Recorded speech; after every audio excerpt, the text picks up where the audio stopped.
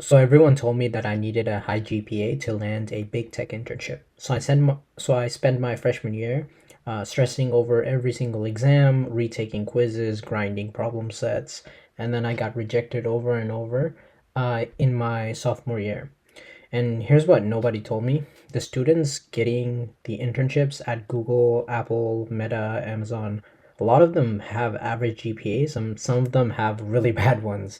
So I got internships at both Apple and Verizon, well, multiple, and my GPA was definitely not the reason.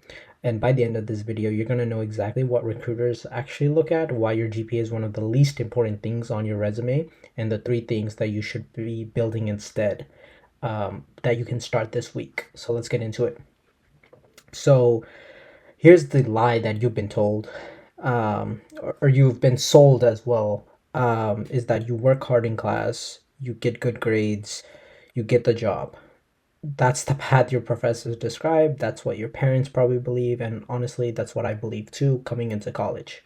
But here's the reality: most big tech companies don't even have a GPA cutoff. Amazon removed their GPA filter years ago. Meta doesn't list one. Apple doesn't have one either. And the companies that do list a cutoff, it's usually 3.0. And that's it. It's a 3.0. And if you are watching this video, you're probably smart enough to get a 3.0. Now you're not competing with 4.0 students for these roles. You're competing with students who build things, ship things, and can talk about it. That's the game, and most people don't know the rules for this. So yeah, so the ATS filter is real, but the GPA is not the main trigger. So the resume filters are key based and not GPA based. And what actually gets filtered is missing keywords, wrong formatting, no relevant experience listed. They don't care about your GPA. Like I don't have my GPA listed on my resume because I have below a 3.5 GPA. Like I have below a 3.5 GPA, so I didn't even put it. I think currently I'm sitting at like 3.4. I'm about to graduate, so yeah, it's not that hard to get it. Trust me, it's not that hard at all. Um, Depending on what university you are, of course, but yeah, it's not that hard at all. So a recruiter will just do this in 6 seconds, right? So they're looking at the school name, relevant experience and projects, recognizable company names or keywords, and then the GPA is at the bottom. Like they really don't care about your GPA unless you have a 2.2 GPA, then yeah, you'll get rejected right away, but they usually don't care. Most companies don't care about this. So when I was applying, again, I didn't have my GPA on my resume when I got into Apple and Verizon. And the reason why my resume actually stood out was because I was doing the programs that I talk about in my channel here. The projects that I do are completely, or the projects and the programs that I'm doing are completely free. I'm not affiliated with them, and still people will not do them. I don't know why, but those are legitimately like why I got what I got, right? So I've spoken to a lot of recruiters over my journey, and they've all basically told me the same things. They usually look at, relevant experience, exposure to the tools that the job listing has. So if it makes it past ATS, if your resume makes it past ATS, then the recruiter specifically looks at your background and your experience and your projects. They don't care about GPA. So in the interview itself, the interviewer will never ask you what your GPA is either. So, yeah, here are the three things that replace GPA instead, and these are the things that you should be focusing on. So, number one is projects that solve real problems. A project on your resume is worth 10 grade points, and I'm not exaggerating here. Recruiters want proof that you can actually build something, and your GPA tells them that you can pass tests, but that's not really the same thing. One project, something that's real, solves a real problem, is deployed, something you can demo immediately, separates you from 80% of people applying for the same job. Legitimately, like I'm not making this up. And the projects that I had, I kid you not, I literally copied them from YouTube tutorials changed up like the colors, the code a little bit, like commented every line, tried to understand it, and kind of played around, messed with it. I didn't want to like copy paste like 100%. Like that really doesn't help anyone, right? So yeah, that's literally what I did. So if you don't know how to code, that's the best way to kind of get projects on your resume in the first place, and then you can slowly build from there. Because the more code that you read, in my opinion, you become more adapt to it. Um, and yeah, so it wasn't that polished either. My project bullet points weren't that polished, honestly. They're way better now, but yeah. And then the interviewer itself, they usually talk about like the technical stuff in the projects. Like for example, I have like a TensorFlow with Swift UI project, and they usually ask me like how I did it or like how it works. So as long as you can explain basic things like that, you're good. Number two is the right things in the right places. So this one sounds boring, but it's not. Trust me. Your resume goes through a software before it reaches a human. That software is scanning for specific words: Python, React, SQL, REST APIs, whatever the job description says. So if your resume doesn't have those words, it doesn't matter what your GPA is. You're already gone.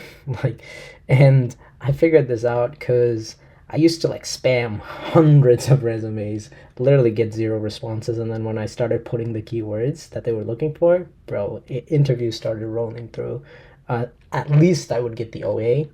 I don't want to sound like, oh, I was like 100% of the time, I was applying and I'm getting responses. No, no. Before I used to like say I sent out 100 applications. Before I used to maybe get like man, probably like one out of every 200, which is like terrible, like absolutely terrible. But when I changed up my resume to have those keywords that the job description was looking for and kind of match my projects or experiences based on that, the rate went up to like 10%. It was insane. And yeah, that's what I really changed about my resume when I realized this. And then so I'll give you guys a example of when I like matched keywords to the job description. So I don't know. So I didn't know React at the time, right? And I've never even heard of React, but I saw a job listing that said React on it. So I just put it on my resume, right? And I believe you don't have to know the technology 100% to put on it. So what I did was I put React on it and then applied, and then I think I got an interview for that role, right? And in the job description, React was like one of the main things on there. So right before the interview, I literally just like grinded a few YouTube videos about React, and then created like a small project about React, and I instantly knew React. Like once you know one language, it's easier to pick up on the others.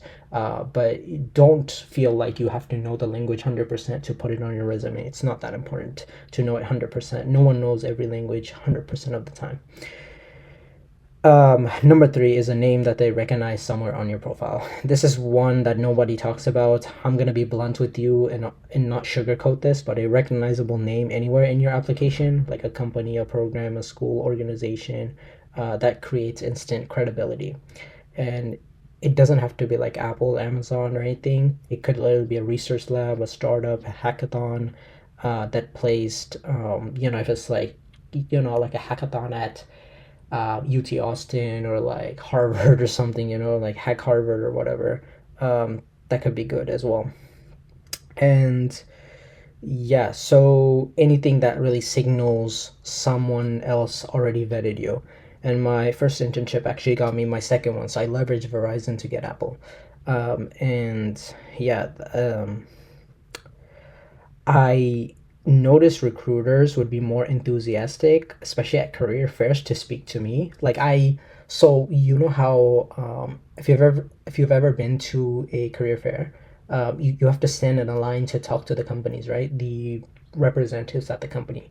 And so I would like stand in line, and like the person would go um, in front of me, right? So I think I went freshman year, and then I didn't go sophomore or junior year because so I think I went sophomore year, but not junior year, and then I went senior year again because I didn't go junior year because I didn't believe in career fairs. I'll tell you guys more why in like another video, but basically sophomore year I was standing in line, And the dude in front of me, I think he had like an internship at Boeing or something, and the recruiter was like so ecstatic to like talk to him, and he was like very like happy and like joyful to speak to him. And then I showed him my resume, and I was like talking the same way as that dude was talking, and the recruiter just did not care. Like he did not show interest because I didn't have like a wow factor in my resume. But again, I guess it depends on chemistry and all that. But and then fast forward to senior year. Oh, by the way, it happened multiple times in the career fair. I guess it could happen like once or twice, but like multiple times, that's got to be a pattern. Senior year, I had both Apple and resume, or sorry, Apple and Verizon in my resume, and I stood in line. The person before me like had like a mid-sized reputable company, but not quite like goated or Fang level. And then I showed my resume, and the dude was like, oh my god, and the and then I heard the conversation of the dude behind me who maybe did not have any experience like how I did sophomore year. And bro, like you could literally hear the recruiter's tone drop when you go through that. Like you'll probably not notice this right now, but I promise you, when you get to this level, or when you get to a level where you have built some experience, some credibility, you'll notice this 100%. And here's what to actually do this week. So here's where you are right now. You've been spending your energy on the wrong thing, and it's not your fault, right? Nobody told you the actual rules, but now you know. So this week, you'll do three things here. Number one is you're gonna pull up your resume, check your GPA placement. If it's at the top, um, if it's above 3.0, or sorry, if it's above 3.5, you can keep it. If it's below 3.5, just get rid of it. You can also move it to the very bottom, but I don't really recommend it. I mean, it's really not needed, bro. Trust me, it's not needed. Number two is you can identify one project that you can add or expand. So it doesn't need to be finished. It just needs to be real, and you just have to deploy it, right? Even if it solves like one problem, but that one problem is experienced by a lot of people, then that project has higher value than like a tic-tac-toe game that has like insane buttons. Like no one cares, right?